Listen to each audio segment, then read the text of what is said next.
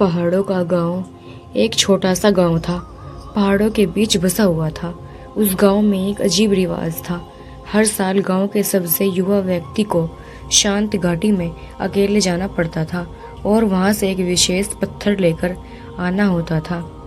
माना जाता था कि वो पत्थर गांव को बुरी आत्माओं से बचाता है।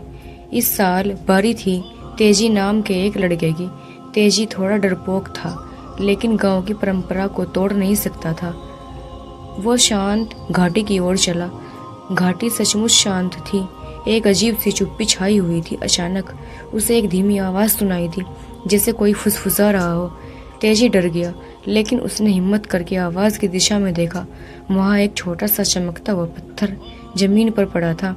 जैसे ही तेजी से उसे उठाया, आवाज आनी बंद हो गई। तेजी पत्थर लेकर गांव वापस आया।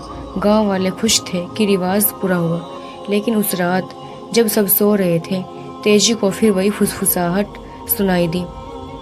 इस बार आवाज पत्थर से आ रही थी। पत्थर कह रहा था, मुझे वापस वहीं छोड़ दो। क्या तेजी पत्थर को वापस घाटी में छोड़ेगा? और उस पत्थर का असली रहस्य क्या है? तेजी डर गया।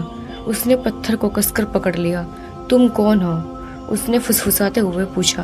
पत्थर में से फिर आवाज आई, मैं इस घाटी का पहरेदार हूँ। ये पत्थर मेरी शक्ति का केंद्र है। जब तक ये घाटी में रहता है, बुरी आत्माएं दूर रहती है। इसे यहाँ से ले जाकर तुमने संतुलन बिगाड़ दिया है। तेजी घबरा गया। उसने कभी नहीं सोचा था कि पत्थर में जान हो सकती है।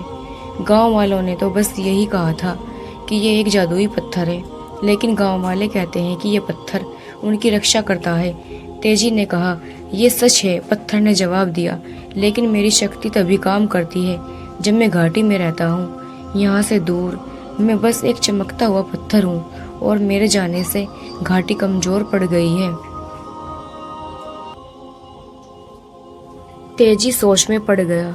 वो गांव वालों को खतरे में नहीं डालना चाहता था, लेकिन उसे पत्थर की बात भी सच लग रही थी। उसने रात भर सोचा। अगली सुबह तेजी चुपचाप शांत घाटी की ओर निकल पड़ा। गांव वाले भी सो ही रहे थे। घाटी में पहुंचकर उसने उस जगह पर पत्थर को वापस रख दिया जहां वो उसे मिला था। जैसे ही पत्थर जमीन पर रखा गया, घाटी में फिर से वही धीमी सी आवाज गूंजी, लेकिन इस बार वो डरावनी नहीं थी। वो एक शांत और सुकून भरी आवाज थी। तेजी गांव वापस लौट आया। किसी को पता नहीं चला कि वो रात में कहाँ गया था, लेकिन उस दिन से तेजी ने घाटी के बारे में और जानने का फैसला किया। वो अक्सर वहां जाता और चुपचाप बैठा रहता। धीरे धीरे उसे घाटी की असली कहानी पता चली।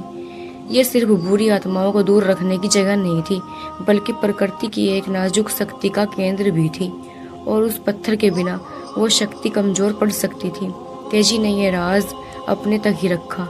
उसने गांव वालों को कभी नहीं बताया कि पत्थर उससे बात करता था, लेकिन अंदर ही अंदर वो जानता था कि उसने सही काम किया है। उसने गांव को बचाने का अपना तरीका ढूंढ लिया था, परंपरा को निभाकर भी और प्रकृति के रहस्य को समझकर भी।